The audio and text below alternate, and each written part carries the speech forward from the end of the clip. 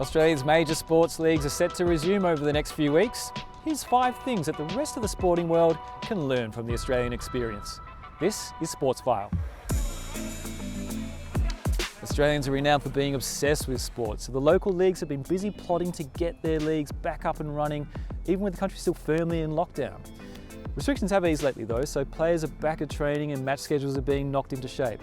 For those not in the know, Australia is very much divided geographically when it comes to its winter sports. In the east side of the country, National Rugby League is supreme.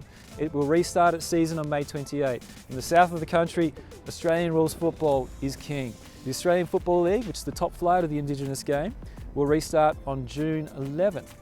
Now there's still some restrictions in place, so the leagues have to be creative about the resumption, which has brought some interesting new words into the sporting lexicon. Australia wants to show the world it can restart sports safely.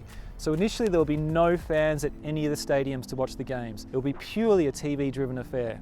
The players, meanwhile, will be subject to some very strict biosecurity protocols. Some of them have been fined serious amounts of money for breaching them, such as having friends around their house or going on camping trips. Hand sanitizers are a very common sight at training these days, and the players are only training in small groups.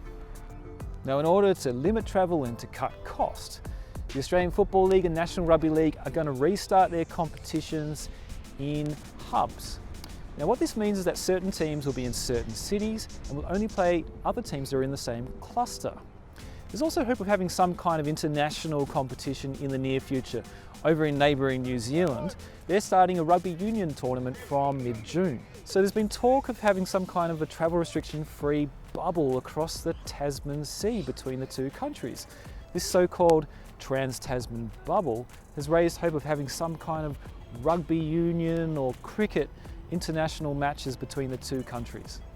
One of the more curious aspects of the biosecurity protocols for the Australian Football League involves who players are allowed to have inside their homes. The rules stipulate that only partners, family members and certain friends who provide specific services for their well-being are allowed inside their houses. Single players are a bit concerned and wondering, is this the end of their love lives? The AFL is not too specific on the details of that, but the president of the Collingwood Magpies, a team here in Melbourne, has said the message to the players is that they just need to calm down a little bit. Let the league start safely first.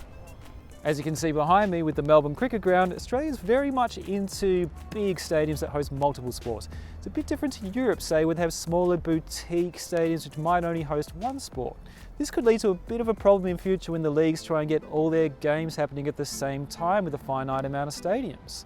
There's also going to be a big logjam on TV, of course, but particularly in October when Australia is set to host cricket's 2020 World Cup. It really is a case of famine to feast for local sports fans.